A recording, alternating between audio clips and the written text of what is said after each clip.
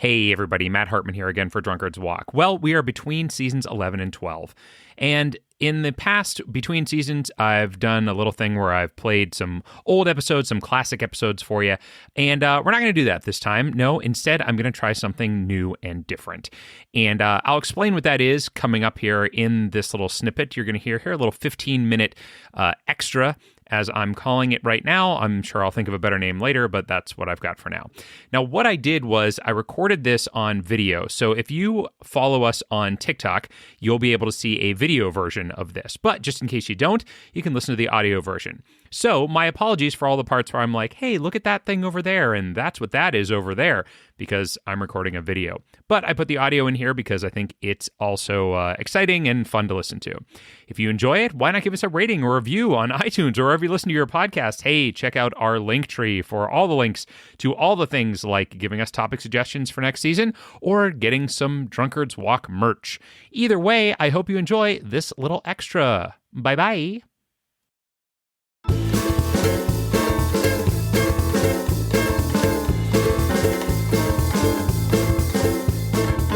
Everybody, Matt Hartman here for Drunkard's Walk. So I am doing a little thing, and I don't know if it's going to work out or not.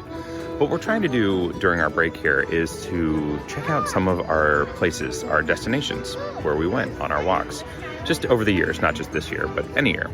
And where I am right now is Epcot. Remember when we went to Epcot? Well, we're there now. So, yeah, this is where I am. Now, if you don't know anything about Epcot, it is one of the 4 theme parks at Walt Disney World. And it was opened in 1982, but the planning for Epcot actually started way, way earlier than that. In fact, the original design for Epcot was Walt Disney's. Now, if you don't know this, Walt Disney died before Walt Disney World opened. He never actually saw it completed, but he bought all the land for it. And his whole plan was to build Epcot, which stood for the Experimental Prototype Community of Tomorrow. Sometimes I've heard of Experimental Prototype City of Tomorrow. And the whole idea behind it was that they were going to have this whole city, essentially. And the theme park, what we now know as Magic Kingdom, was just going to be part of that. There were going to be, there's going to be a people mover, there was going to be a monorail, there were going to be all sorts of buildings and shopping. There was going to be an international place, like a courtyard type of thing. Not a courtyard, but much bigger than a courtyard.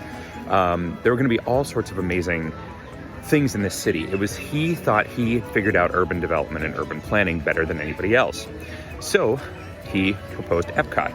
And it was going to be, like I say, the city that people lived in and worked in. And there was going to be outer parts of it. And there's a really great map of it that I'm going to try to show you a little bit later that is actually inside the Connections Eatery here.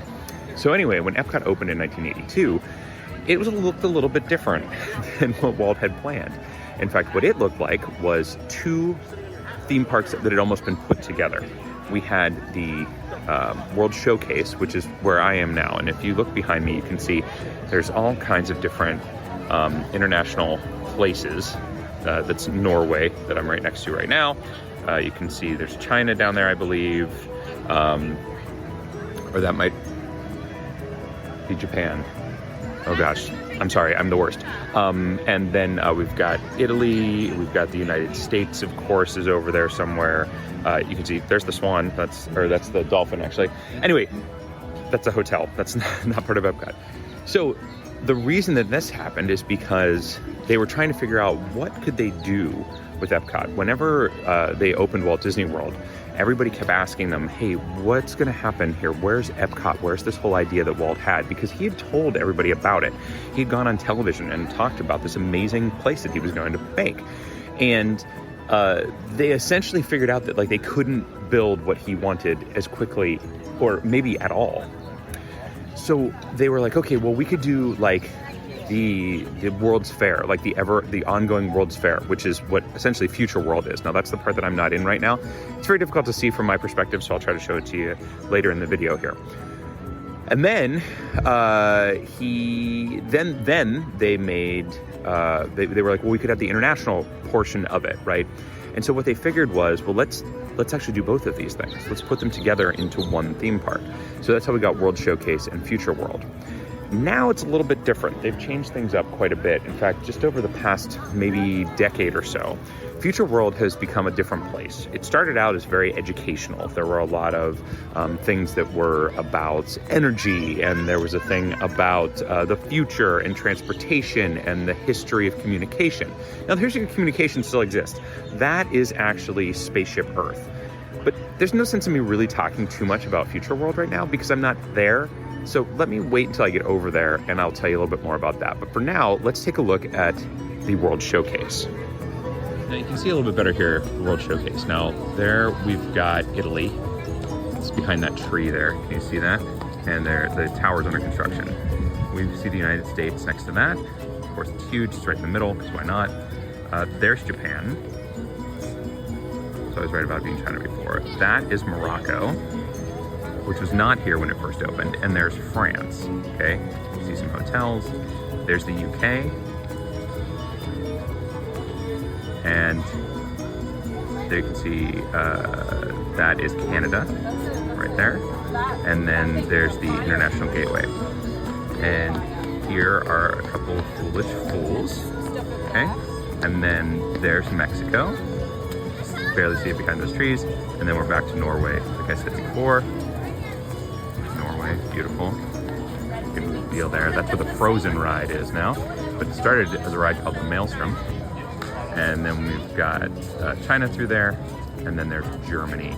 And we're back to Italy. So now I'm actually on a ride at Epcot. It's called Living with the Land. It's one of my favorite rides. Kids think it's boring. I mean, it is kind of boring, but that's kind of one of the things that makes it great. And it takes you through the history of agriculture, and then it eventually takes you through... Welcome to our living laboratory, where scientists from living laboratory. So I'm actually in a greenhouse where they grow a lot of the food and the future. Yeah, that they eat here at Epcot, that they serve, like at the Garden Grill. This is here in the land also. Also, there's some cool stuff. Papaya, bananas, cacao, coffee, and rice are well known around the world. These are just a few of the edible plants that have been an important source of nutrition for people living in the tropics. Many are rich in vitamins and minerals, while others are well adapted to growing in less than ideal conditions. So it's a slow boat ride, the water lily, thrive in wet, swampy areas. But it's one of the few educational things that remains here at Epcot. So that is Living with the Land, and one interesting fact about this that I heard is that when they were originally building this attraction, they I'm in the land pavilion right now, which is, you can see, looks a little bit like this. Kind of cool place. Soarin' is also in this same pavilion. They built the attraction Living with the Land, and they had all these plants, and one of the people that was touring it, I don't remember if it was one of the designers or it was one of the execs or somebody, said, "How are you going to pollinate all these plants?" And they said, "Oh, bees. We're going to have bees." And they said, "You're going to have people riding through here on boats and you're going to have bees? It's not going to work." So they had to figure out another way to pollinate. And I wish I knew what the answer was to how they did that, and I don't know what it is. But one of the other things is that those boats initially had people in them that were giving the tour instead of having like a recorded voice like maybe you heard in the background there. But they replaced that several years in, I believe. I'm not sure exactly when, but then they put a recording in, and obviously they could have less people that they had to employ. So there you go. All right. I'm going to take you a little bit around Future World now, which is no longer Future World because it's divided into neighborhoods, and it's Discovery, Celebration, and something else. And I'll show you that in just a moment. All right, so now we're in the kind of Future World part of this, which again is divided now into different neighborhoods. There's World Celebration, there's World Discovery, there's World Showcase. I'm pretty sure there's another one, but I can't remember what it is. So I'm standing right now by the statue of Walt Disney, and you can see behind him the big geodesic dome, and that is the ride Spaceship Earth. Now that's been here since opening day, but it has changed a couple of times. The narrator has changed, but originally the script was written by, now I'm gonna get this wrong. I think it was Heinlein, but it was one of the famous science fiction writers, and it's all about the history of communication. Now this area has changed quite a bit. This used to have two things on either side of it called Communicore East and Communicore West. There were places you could go in, and there were all sorts of like interactive things to do. There was like stuff about the future, and there was like touch screens before there were touch screens, and robots, and all sorts of really neat stuff. That all went away. They replaced that with Innoventions, which had similar types of things, but it was a little different, a little more kid-friendly. And then they tore that all down, and they built this whole Connections place. There's Connections Shop and Connections Eatery, and then on the other side they put up a thing that's called the Communicore Center or Communicore Plaza or something like that, and it's where they have stuff for the different festivals. The current festival is Flower and Garden, and they also have a show over there, an Encanto show, which I'm gonna guess is gonna move to Animal Kingdom eventually because they're building the Encanto ride over there, but I don't know, not really sure about it. So this area has changed a lot. Like I said, there used to be a lot of real educational things here, but now it's a little less of that. It's a little more of the theme park thrill rides and things along those lines. So there was a thing here called the Universe of Energy. Eventually it was called Ellen's Energy Adventure. Bill Nye was featured in it along with Ellen DeGeneres. And then they changed that and took that all out and moved it and changed it to Guardians of the Galaxy Cosmic Rewind. So it's a thrill ride now. There used to be a thing here called World of Motion. That was replaced with Test Track. Both motion related, but World of Motion was more of a slow, dark ride. You went through and you learned about the history of transportation. Now it's like it's actually under development for its third iteration. But in the past, it has been a thing where you kind of like built a car, so to speak, and then you got to ride that car through these different test places, and then it would it was a fast part at the end, right? It was like the speed trial. So the other thing that they have, I said Connections, it's Creation Shop, excuse me, not. They also have Club Cool in here. This is in that same thing that I was talking about building. Club Cool is a place where you can go and taste different Coca-Cola products from all over the world. I highly recommend the Beverly. Go check that out. There is also a pavilion here called Mission Space. It's the Space Pavilion. Now, Mission Space replaced Horizons, which was one of the most loved attractions.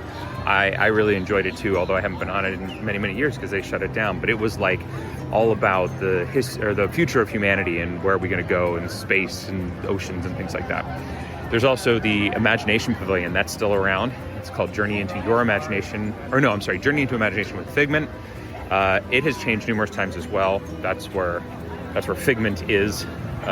Figment's the little purple dinosaur or dragon, excuse me, that everybody really likes. He had his pal Dreamfinder,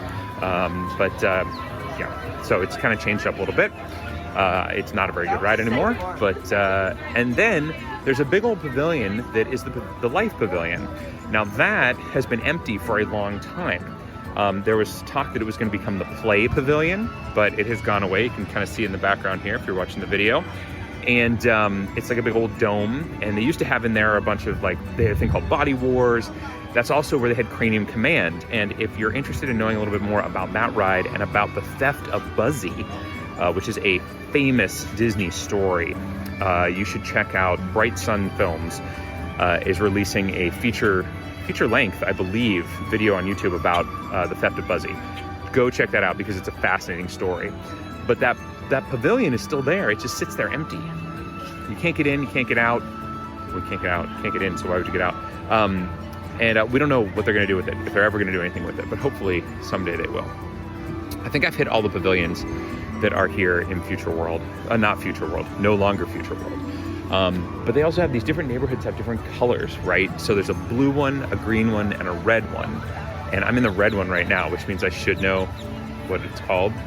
It's got to be Discovery, right? Maybe? I'm not sure.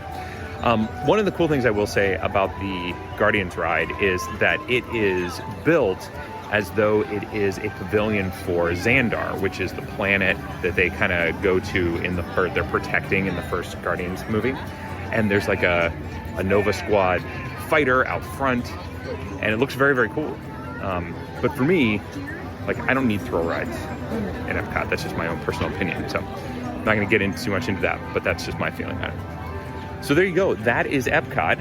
What was one time called Epcot Center, because they thought this was just going to be the center part of Epcot. They were going to build out from here. Never happened. It's never going to happen. So anybody who's still holding their breath to see what Walt actually wanted Epcot to be, keep holding your breath, because it's never going to happen. So there we go. Hopefully you have enjoyed this, and hopefully I'll have another one for you. If not next week, then in a couple of weeks. Take care, everybody. Bye-bye.